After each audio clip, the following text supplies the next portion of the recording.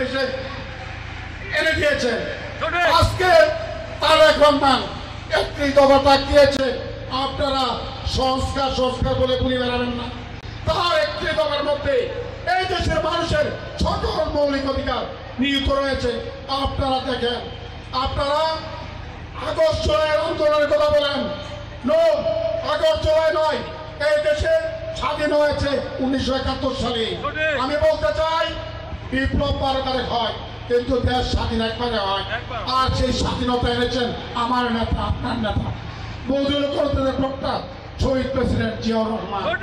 সুতরাং আপনারা, আমি আজকে নবীনগরের অতিথি প্রতিনিধিদের আজকের এই প্রোগ্রাম থেকে আপনাদেরকে বলতে চাই, আপনারা নির্বাচনের ব্যাপারে কোনো তাল বেড়া করবেন না, জনগণের অধিকার নিয়ে আপনারা তাল বেড়া করবেন না। এই দেশের জনগণ, এই দেশের মানুষ ভোটাধিকার ফিরত পেতে চান।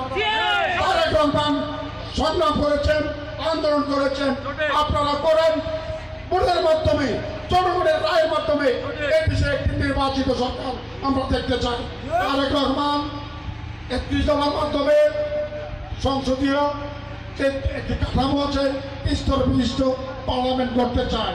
আপনারা ওই প্রস্তাব দিয়েছেন, কিন্তু আমাদের নেতা আপনাদের সংস্কারের আগেই এই দেশের মানুষের ধারে ধারে ঘরে ঘরে এই বার্তা পৌঁছে দিয়েছে। নির্বাচিত হলে, সরকার গঠন করলে এই দেশের মানুষের প্রত্যেকটা মৌলিক অধিকার ফিরে দিবেন। এই দেশকে একটি দক্ষিণ এশিয়ার একটি মৌলিক রাষ্ট্র হিসাবে তিনি বাংলাদেশকে গড়ে তুলতে চান। তিনি স্পষ্ট বার্তা দিয়েছেন, বাংলাদেশে আগামী দিনে আমাদের জাতীয়বাদী দলের প্রত্যেকটা নেতাকে নির্দেশ দিয়েছেন, আমরা আগামী দিনে সৃজনশীল রাজনীতি এই দেশে করতে চাই। আমরা এই দেশকে কল্যাণমুখী রাজনীতির মাধ্যমে এই দেশের অর্থনীতিকে আগামী দিনে একটি স্বর্ণ শিখরে নিয়ে যেতে চান আমাদের নেতা আগামী দিনের রাষ্ট্র নায়ক তারেক রহমান। আসুন, নবীনগরের উপজেলা বিএনপি সকল তাদের প্রতি উদাত্ত আহ্বান, আমরা তারেক রহমানের প্রত্যেকটা বক্তব্য আমরা প্রত্যেকটা ইউনিয়ন, প্রত্যেকটা ওয়ার্ড, প্রত্যেকটা জনগণের কাছে আমরা পৌঁছে দেব। তিনি কি চান? মানুষের কল্যাণ চান। তিনি নির্দেশ দিয়েছেন, রাষ্ট্রের কল্যাণ হয়, মানুষের কল্যাণ হয়, সকল কাছ থেকে আমার নেতা কর্মী বিরত থাকবে।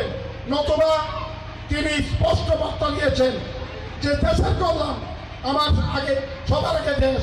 তিনি স্পষ্ট বার্তা দিয়েছেন, আমি দেশের কল্যাণে নিজেকে উৎসর্গ করতে চাই। দেশের কল্যাণে আমার জাতীয়বাদী দল সকল শক্তি ঐক্যবদ্ধ থাকবে।